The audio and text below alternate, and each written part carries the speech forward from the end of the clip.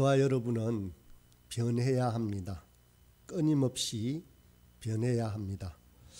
우리가 변하는 마지막은 그리스도의 형상입니다.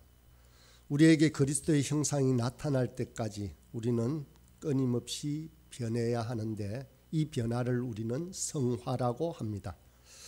오늘은 성화의 과정 중에서 기쁨에 관해서 살펴보고자 합니다. 야고보 사도는 시련 속에서도 우리는 기뻐해야 한다라고 말했습니다. 사는 날 동안 우리에게 기쁨이 사라지면 결코 안 된다는 것입니다. 기쁨은 우리 그리스도인들이 갖추어야 할 아주 소중한 덕목 중에 하나입니다. 사랑하라는 명령만큼이나 자주자주 우리에게 권면하는 말씀입니다. 빌립보서는 기쁨의 서신이라고 할 정도로 기뻐하라는 명령이 자주자주 나옵니다.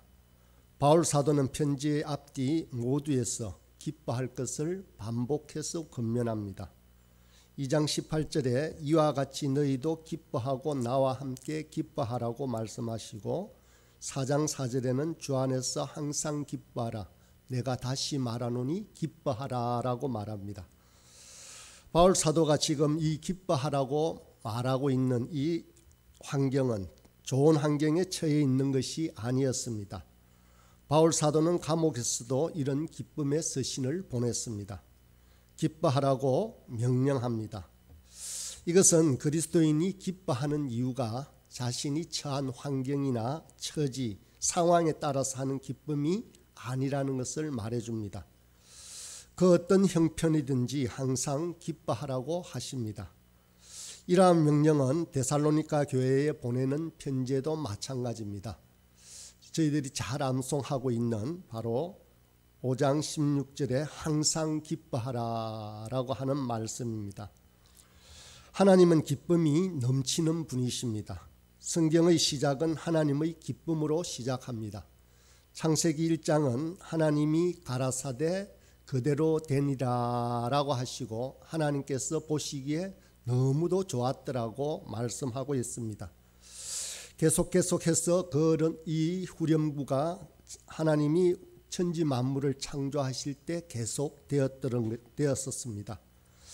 첫째 날에 하나님이 가라사대 빛이 있으라 하심에 빛이 있었고, 그 빛이 하나님의 보시기에 좋았더라라고 하십니다. 첫째 날 하나님은 만드신 천지를 보고 너무도 즐거워하셨습니다. 그 다음 날 하나님은 빛에게 또라고 말씀하시면서 다시 빛이 비추어서 하나님께서 아주 좋아했습니다. 그 빛이 매일매일 아침에 계속되고 있습니다. 여러분이 태어난 날에도, 부활소망교회가 첫 예배를 드리는 날에도, 또 이 아침까지 그 기쁨은 계속되고 있는 것입니다. 물론 하나님도 슬픔을 아십니다. 예수님께서도 슬퍼하셨습니다. 그러나 하나님의 슬픔은 타락한 세상에 대한 하나님의 일시적인 반응일 뿐입니다. 이 세상이 바로 잡힐 때 그 슬픔은 하나님의 마음에서 영원히 사라질 것입니다. 기쁨은 하나님의 영원한 속성입니다.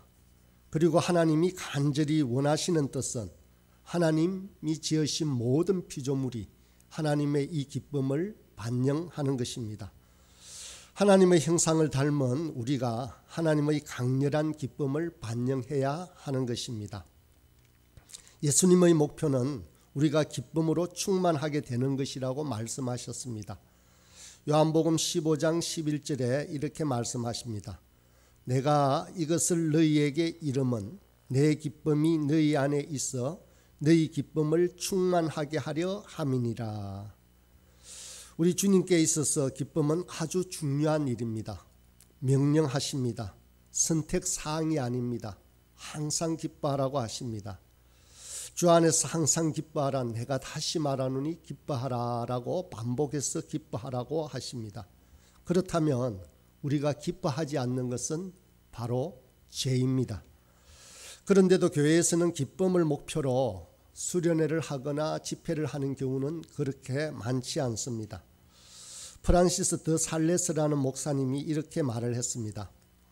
악한 자 마귀는 슬픔과 우울함을 좋아하는데 왜냐하면 그 자신이 슬프고 우울하며 또한 영원토록 그럴 것이기 때문이다.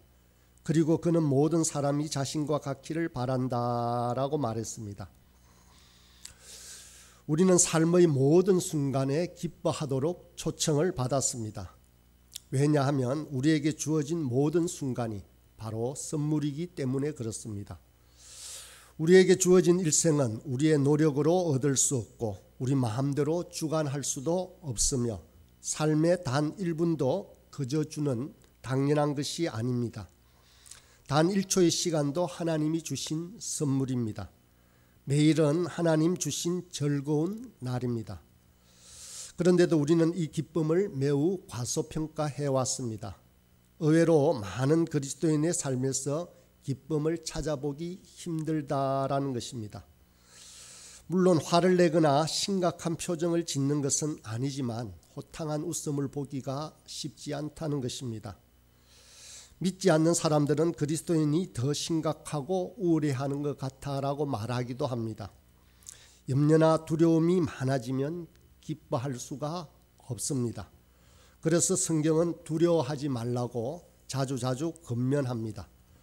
두려워하는 자는 기뻐할 수 없기 때문입니다. 저 또한 염려가 많은 사람입니다. 저는 그럴 때마다 마태복음 6장에 나오는 공중 나는 새와 들에 핀 백합화의 대화를 되새겨 봅니다.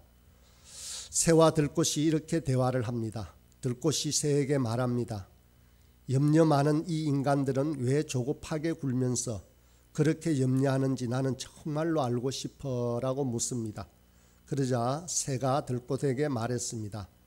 친구여, 그건 분명히 너와 나를 돌봐주시는 하늘아버지가 그들에게 없기 때문이 아니겠나라고 하는 대화를 기억합니다.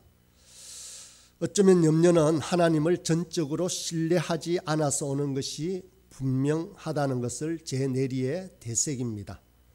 염려하면서 기뻐하는 사람은 결코 없습니다. 두려워하면서 웃음 짓는 사람 또한 없다는 것입니다.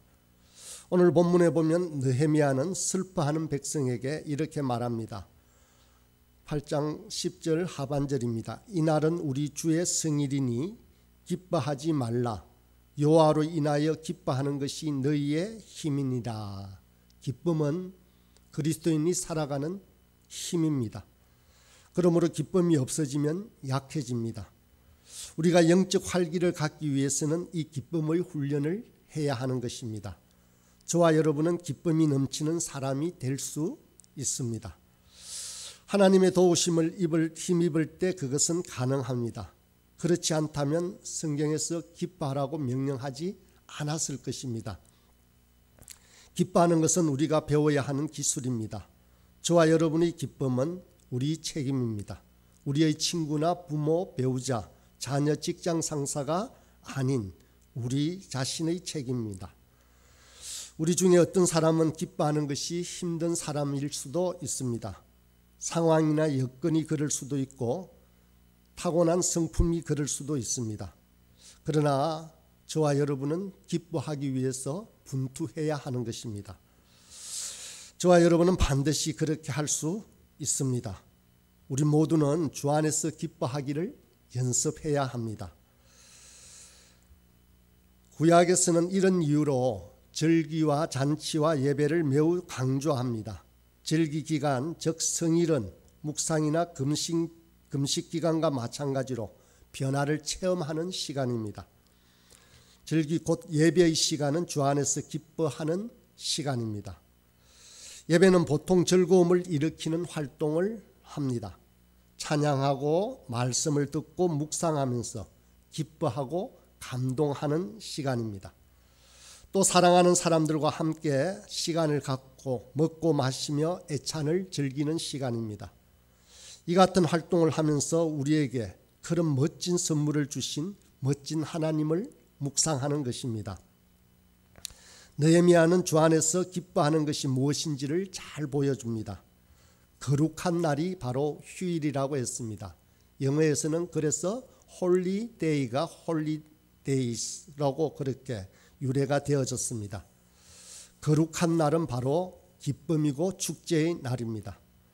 우리는 종종 예배를 즐거운 일을 금하는 것으로 생각합니다. 그러나 느헤미야는 금하라고 결코 얘기하지 않습니다. 성일에는 근심하지 말고 기뻐하라고 명령합니다. 예배는 거룩한 기쁨을 누리는 시간인 것입니다. 억지로 견디고 참는 시간이 아니라는 것입니다. 예배는 우리의 성품이 변화되는 기쁨의 시간입니다. 주 안에서 기뻐하는 것은 소위 말하는 쾌락주의와는 정반대입니다. 쾌락주의는 개인적 만족을 위해 추구하는 것입니다. 쾌락은 즐길수록 점점 더 우리의 기쁨을 감소시켜 갑니다. 그러나 주 안에서 기뻐하고 즐거워하는 것은 우리로 하여금 기뻐할 수 있는 능력이 점점 더욱더 커지게 만듭니다. 그렇다면 우리는 어떻게 기쁨을 추구할 수 있을까요? 기쁨을 추구하는 첫 단계는 바로 지금부터 시작하는 것입니다. 시편에서 시편 기자는 이날은 여호와께서 정하신 것이라 이날에 우리가 즐거워하고 기뻐하리로다라고 노래합니다. 시편 기자는 어제는 여호와의 날이었는데 그때 나는 얼마나 행복했던가라고 말하지 않습니다. 내일은 정말 멋진 날일 거야. 그때까지 참고 기다려야지 하지 않습니다. 여러 가지 부족함이 있음에도 불구하고 우리에게 주어진 오늘 이 날은 즐거워하고 기뻐하는 날이다라고 말씀하고 있습니다. 우리 모두는 언젠가 우리가 처한 환경이 변하면 좋은 날이 올 것이라고 그리고 그때 기뻐할 수 있을 거라는 환상을 가집니다. 학교에 다닐 때 학생들은 졸업하면 행복해질 거라고 생각합니다. 홀로 독신으로 있을 때는 결혼하면 행복할 것이라고 생각합니다. 결혼하고 나서는 자녀를 가지면 행복할 것이라고 자꾸만 나중을 생각합니다. 그런데 시편 기자는 이날은 하나님의 날입니다라고 말합니다. 이날 바로 오늘은 하나님이 만드셨습니다. 만일 우리가 이 기쁨을 누리고자 한다면 그날은 바로 오늘 지금입니다. 그런데 여기서 우리는 의문이 있습니다. 이 세상의 모든 고통과 괴로움 가운데서 내가 어떻게 기뻐할 수 있을까라는 것입니다. 그런데 우리 믿음의 선배들은 고통 가운데서도 가장 큰 기쁨을 누렸습니다. 바울 사도가 그랬고 감옥 속에 있던 보네퍼가 그랬고 인도 빈민가에 있던 테레사 수녀가 그랬습니다. 이런 기쁨이 꼭 성인들이나 순교자의 특별한 삶에만 나타나는 것은 결코 아닙니다. 우리 같은 평범한 사람에게도 예외가 아닙니다. 그 어떤 처지였으나 그 어떤 환경에서나 우리는 기뻐할 수 있는 것입니다. 사실 참된 기쁨을 테스트하는 시험 방법이 있는데 그것은 우리가 정말로 고통 가운데서도 기뻐할 수 있는가를 점검해 보면 그것이 바로 참된 기쁨을 점검하는 것입니다. 그럴 때의 기쁨이 우리 그리스도인에게 준 참 기쁨입니다. 이 세상을 살아가면서 성도들이 누릴 수 있는 기쁨은 사실은 그럼에도 불구하고의 기쁨입니다. 어떤 상황이 주어지더라도 그럼에도 불구하고 기뻐하는 기쁨이 참 기쁨이라는 것입니다. 만일 우리가 오늘 기뻐하지 않는다면 우리는 결코 기뻐하지 못할 것입니다. 만일 완전한 환경이 조성될 때까지 기다려서 기뻐하려고 한다면 우리는 어쩌면 죽을 때까지 천국 가는 날까지 기다려야 할지도 모릅니다. 만일 우리가 기뻐하려고 한다면 이날에 기뻐해야 합니다.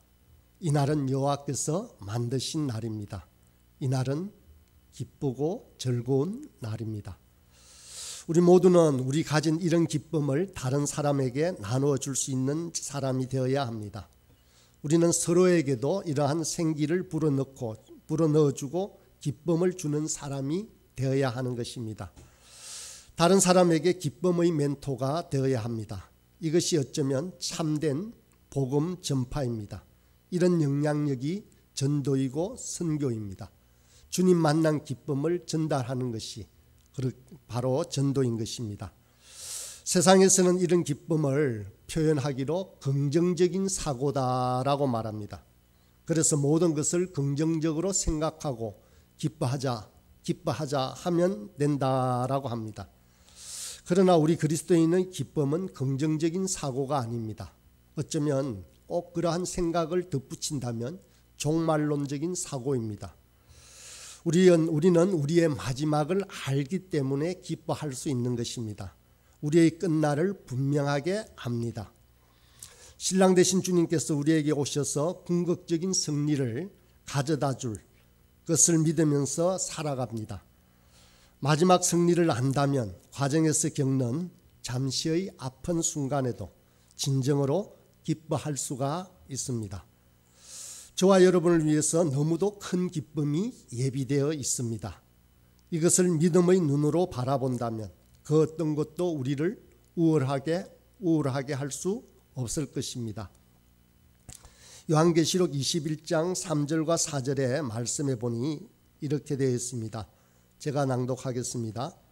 내가 들으니 보좌에서 큰 음성이 나서 이르되 보라 하나님의 장막이 사람들과 함께 있음에 하나님이 그들과 함께 계시리니 그들은 하나님의 백성이 되고 하나님은 친히 그들과 함께 계셔서 모든 눈물을 그 눈에서 닦아주시니 다시는 사망이 없고 애통하는 것이나 곡하는 것이나 아픈 것이 다시 있지 아니하리니 처음 것들이 다 지나갔음이라. 그렇습니다. 그날에는 주님께서 함께 하셔서 눈물을 닦아주시고 사망이나 애통함이 없고 곡하는 소리가 없습니다. 아픈 것도 다시 있지 아니하는 그 결말을 우리는 분명히 압니다. 이 마지막을 우리가 알고 있습니다. 그때는 결코 끝나지 않을 기쁨의 날이 우리에게 계속 펼쳐질 것입니다.